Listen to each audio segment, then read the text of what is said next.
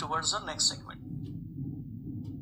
अब कई सारे ऐसे एग्जाम्पल हैं जिनका आप इस्तेमाल करके आराम से समझ सकते हो कि how natural selection work, natural selection काम करने का तरीका क्या है। तो various examples in support of natural selection, in support of natural selection. ठीक है, देखते हैं, समझते हैं भाई कैसे और क्या क्या हो रहा है, कौन कौन से एग्जाम्पल हैं, और इसके ऊपर सीधे सीधे क्वेश्चन आता है। ध्यान से हर एक बात समझना, हर एक चीज को अच्छे से समझना, गड़बड़ी नहीं करना। सबसे पहला एग्जाम्पल है इंडस्ट्रियल मेलानिज्म।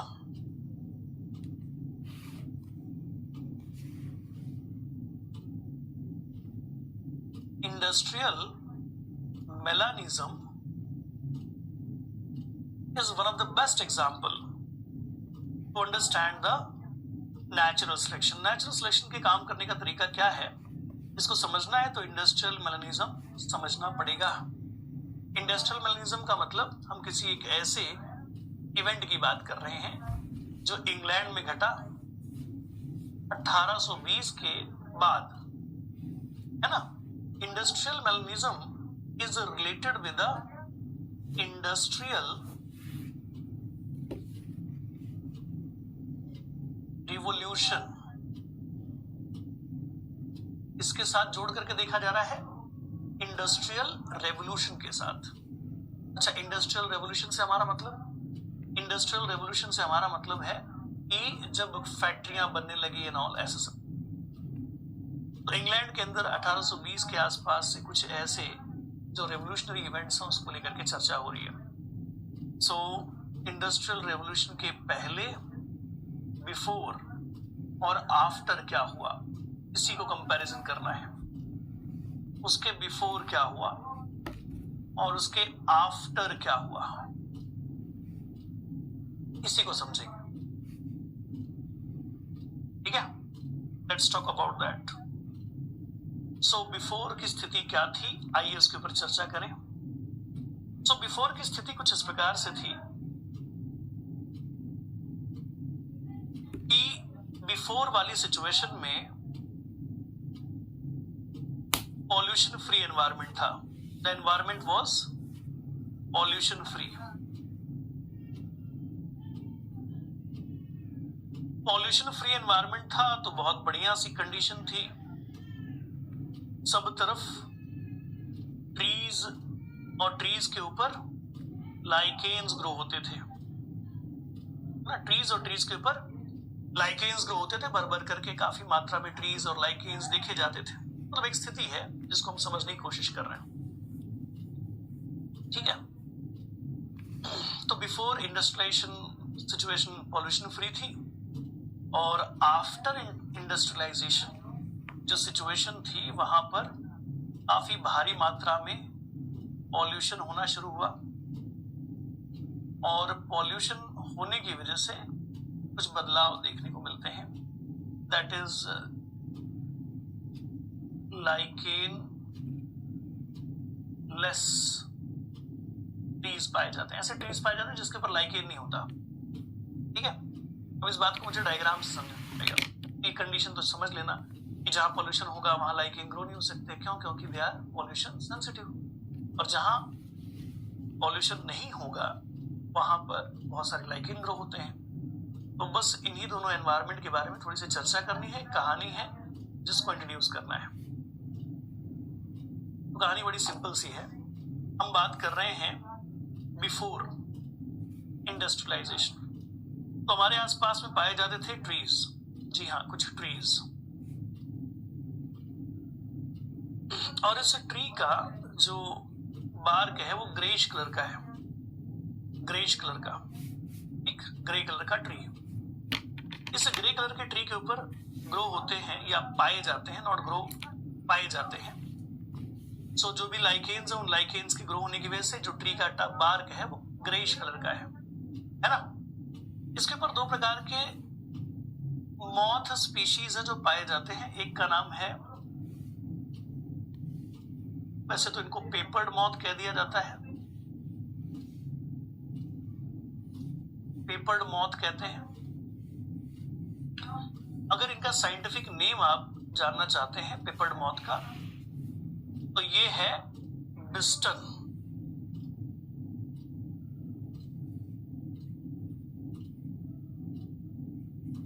बिट्यूलारिया, ठीक। और एक इसी का वेरिएंट है, दूसरी स्पीशीज है बिस्टन। अच्छा, स्पीशीज तो एक ही हुआ, इसका दो वेरिएंट है। दो वेरिएंट कौन कौन से? एक वेरिएंट है कार्बोनिफेरा, कार्बोनिफेरा, और इसी का दूसरा वेरिएंट है टिपिका। दो अलग अलग वेरिएंट हैं, कार्बोनिफेरा और टिपिका। कार्बोनिफेरा ब्लैक कलर की है, ब्लैक कलर की। टिपिका जो है ये ग्रेइश कलर की है, ग्रेइश कलर की। तो देखने को मिलता है जब ये दोनों बटरफ्लाई कह रहा हूं, मॉथ जब यहां पर बैठते हैं, एक तो ग्रेइश कलर का है, आसानी से कैमोफ्लॉग हो जाता है, और वहीं पर दूसरा जो है वो कैसा है, ब्लैकिश कलर का। और ब्लैकिश कलर का होने की वजह से ये कैमोफ्लॉग नहीं होता, ये आसानी से इसके ऊपर दिख जाता है ना। तो ये रहा कार्बोनिफेरा और ये रहा टिपिका, ये है। तो क्योंकि जो बैकग्राउंड है वो ग्रेइश कलर का है, ग्रेइश कलर का है मतलब अगर मैं इसको ऐसे कुछ कलर से ड्रॉ कर दूं, मान लीजिए कि थोड़ा सा ग्रेइश कलर का है, ठीक, और एक जो है ब्लैक कलर का है, और यहीं पर इसी एनवायरनमेंट में मिलता है एक प्रेडेटर। ये प्रेडेटर है जो इनके ऊपर फीडिंग करता है।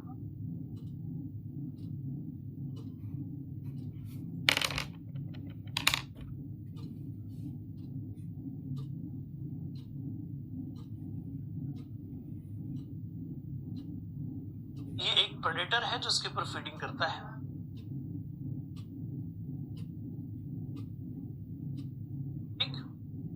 और इस प्रेडेटर ने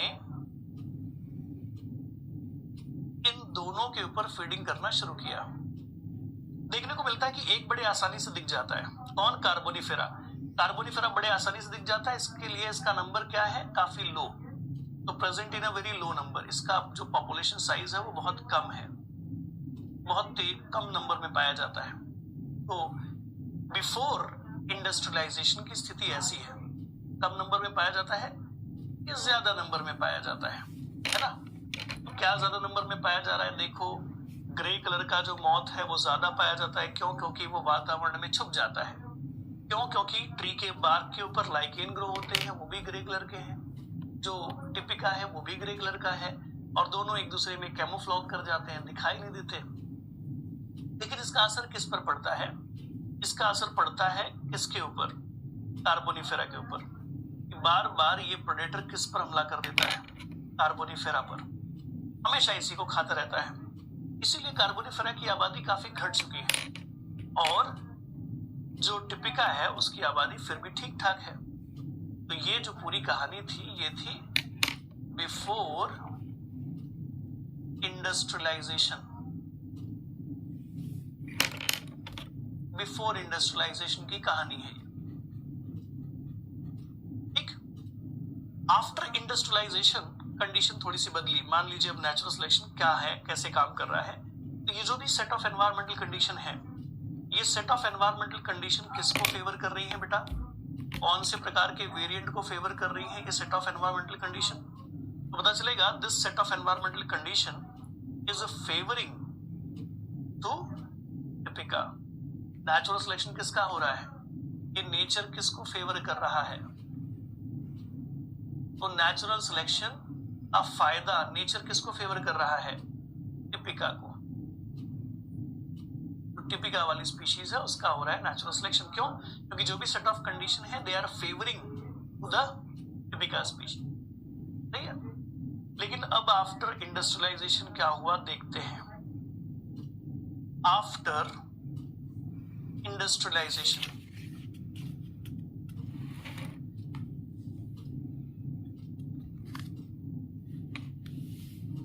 इंडस्ट्रियलाइजेशन के बाद पॉल्यूशन का स्तर काफी बढ़ गया, और पॉल्यूशन का स्तर जब ज्यादा बढ़ गया है तब क्या हुआ देखो ध्यान से।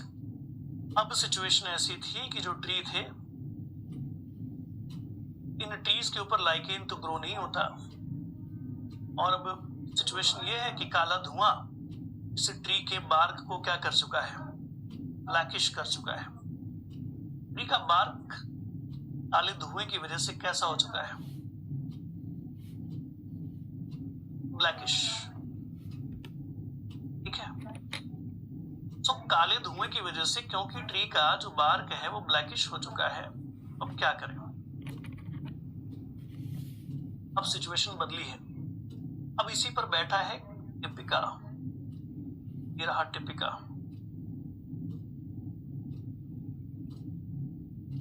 ये रहा टिपिका, बैठा तो है दिखाई नहीं दे रहा, और ये बैठा है इसी के ऊपर कौन,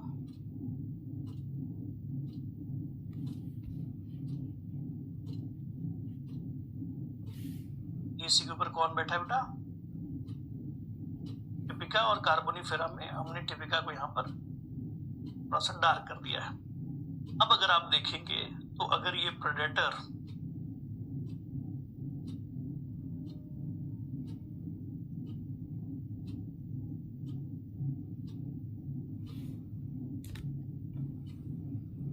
यहां से गुजरेगा तो वो क्या करेगा, जी हाँ, क्या दिख रहा है बताओ, है ना। अब ये किसको आसानी से देख पा रहा है, अब ये आसानी से इसको देख पा रहा है, और ऐसा होते ही अब सिचुएशन बदली है। क्या हुआ है नोट डाउन करते हैं। तो जो कार्बोनिफेरा है, कार्बोनिफेरा और टिपिका, अब देखने को मिला कि the condition is becoming against this, इसकी पॉपुलेशन घटने लगी। अब ये जो नया एनवायरनमेंट है वो किसके सपोर्ट में है, इसको फायदा कर रहा है, कार्बोनिफेरा को फायदा कर रहा है, और नुकसान किसका है, टिपिका का।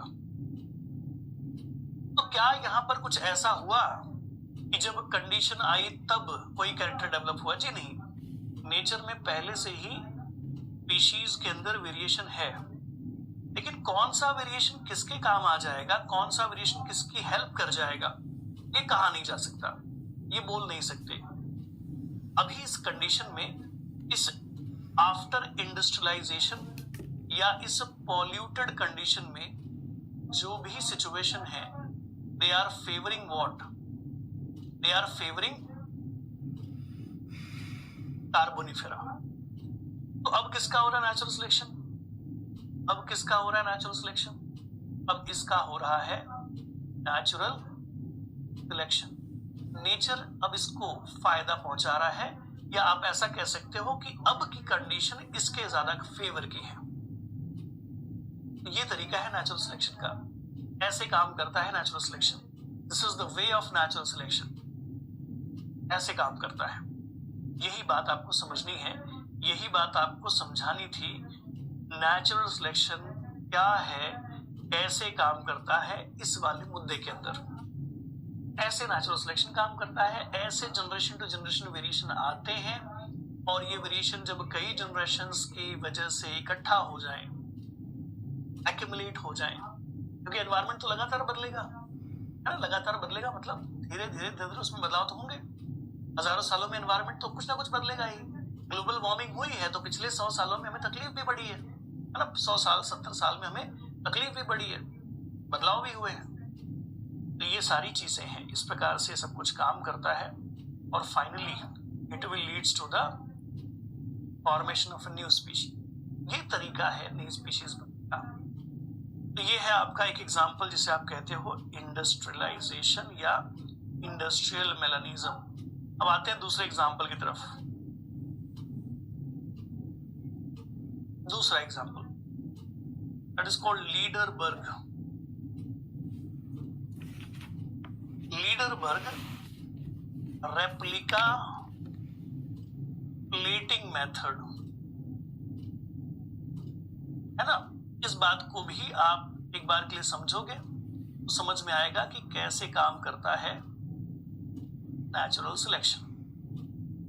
ठीक है, बहुत बेसिक सा एग्जांपल है। रेप्लिका प्लेटिंग मेथड का इस्तेमाल करके हम कुछ समझने की कोशिश कर रहे हैं। मान लीजिए ये है कोई पेट्री प्लेट, ये कोई पेट्री प्लेट है। इस पेट्री प्लेट के ऊपर कुछ बैक्टीरियल कॉलोनीज हैं जो ग्रो होती है। ये रही बैक्टीरियल कॉलोनी ए, ये रही बैक्टीरियल कॉलोनी बी, ये रही बैक्टीरियल कॉलोनी सी, ये रही bacterial colony D. A B C D, A B E D, ये बैक्टीरियल कॉलोनीज हैं। अब आपने रेप्लिका प्लेटिंग मेथड का इस्तेमाल करके इसी प्लेट की बनाई दो कॉपीज, एक कॉपी इधर, एक कॉपी इधर, है ना। कौन से तरीके का इस्तेमाल किया? Replica plating. अब बेटा रेप्लिका प्लेटिंग क्या होता है हम मेथड्स नहीं पढ़ रहे हैं। बाकी एक वेलवेट लगा हुआ कपड़ा होता है स्टरलाइट, जिसको हम पेट्री प्लेट पर टैम्प की तरह लगाते हैं और फिर नए फ्रेश पेट्री प्लेट पर उसका टैम्पिंग करते हैं। ऐसे बनते हैं उसकी एग्जैक्ट रेप्लिकेटेड कॉपीज। ये जो रेप्लिकास बने, अब इन रेप्लिकास को कुछ ट्रीटमेंट देने वाले हैं और इन ट्रीटमेंट्स को देख करके कुछ कंक्लूजन निकालेंगे। ये जो रेप्लिका बनाया गया, इस रेप्लिका में कॉलोनी ए भी है, कॉलोनी बी भी है, कॉलोनी सी भी है, कॉलोनी डी भी है। Colony A, colony B, colony C, colony D, ऐसे यहां पर भी कॉलोनीज हैं। Colony A, colony B, colony C, colony D, exactly same colonies का पैटर्न है यहां पर। अब क्या किया गया, एनवायरनमेंट को बदला गया। पहले का एनवायरनमेंट क्या था? अगर मैं कह दूं इस पहले वाले पेट्री प्लेट में क्या था? Antibiotic free, antibiotic free plate, इसमें कोई एंटीबायोटिक नहीं है। एंटीबायोटिक ना होना एक एनवायरनमेंट है मान लीजिए, और फिर हमने क्या कर दिया, इसमें एक एंटीबायोटिक डाल दिया। इसमें क्या डाल दिया? एक एंटीबायोटिक। एंटीबायोटिक डालना मतलब एनवायरनमेंट को बदल देना, एनवायरनमेंट को चेंज कर देना। पहले जो चीज नहीं थी एनवायरनमेंट में वो ऐड कर देना, यही इसका मतलब हुआ। एनवायरनमेंट मतलब सराउंडिंग में, न्यूट्रिएंट मीडिया में। आपने एक एंटीबायोटिक डाला स्ट्रेप्टोमाइसिन। कौन सा डाला? स्ट्रेप्टोमाइसिन। जैसे आपने स्ट्रेप्टोमाइसिन डाला, सी की मौत हो गई, डी की मौत हो गई, दोनों कॉलोनीज खत्म हो गई। आंसर क्या है?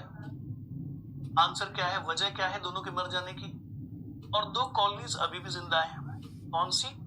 ए वाली कॉलोनी, बी वाली कॉलोनी, दोनों के जिंदा रहने की वजह और दो कॉलोनीज के मर जाने की वजह। जल्दी से आप बताओ, मैं चाहूंगा कि आप लोग आंसर दो, आंसर दो फटाफट।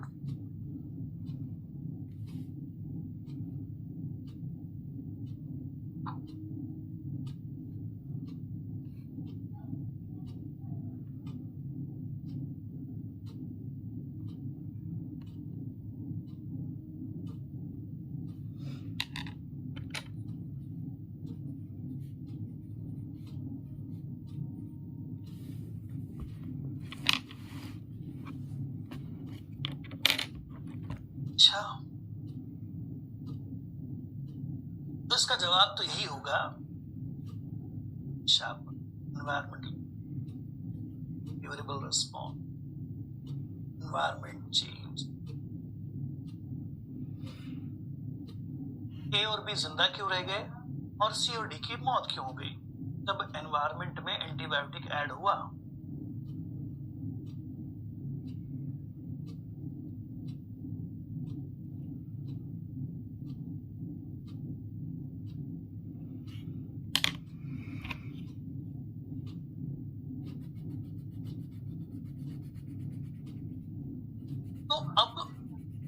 Conditional variation.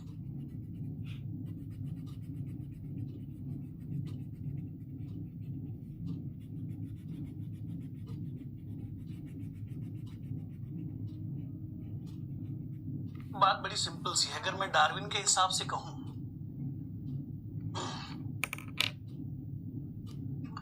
डार्विनियन आइडिया के हिसाब से अगर मैं कहूं, तो आंसर बड़ा सिंपल सा है। आंसर क्या है कि इन चारों अलग अलग कॉलोनीज में कुछ ना कुछ अलग अलग जेनेटिक डिफरेंसेस थे,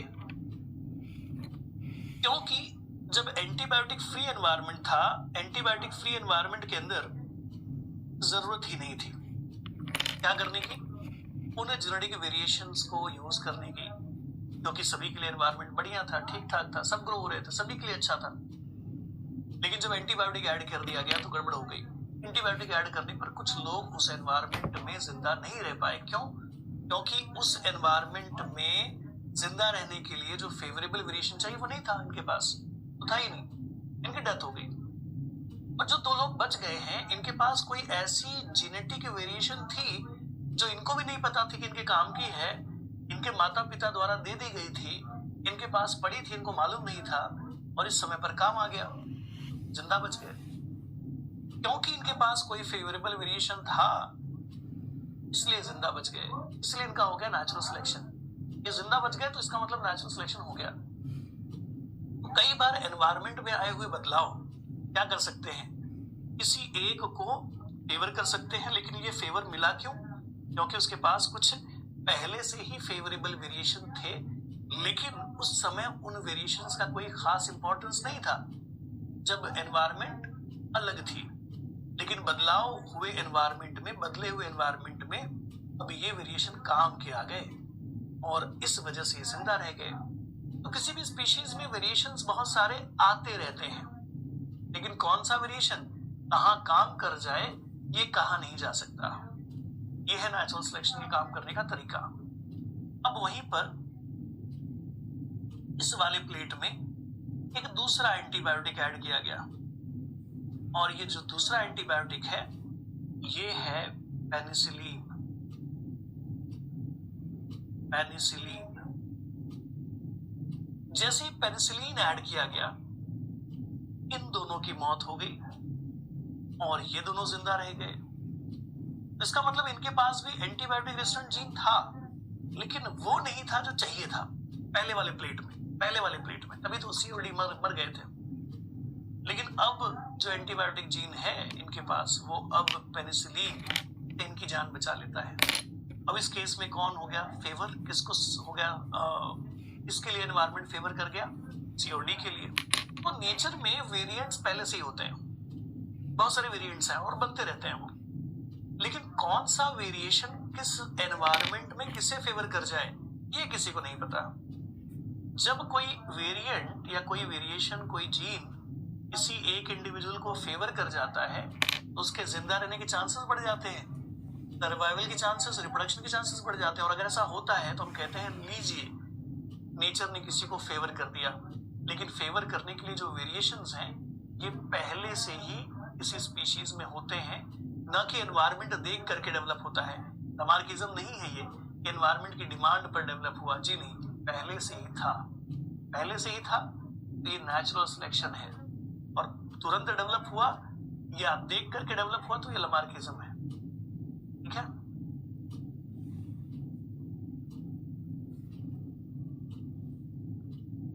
आगे बढ़ते हैं।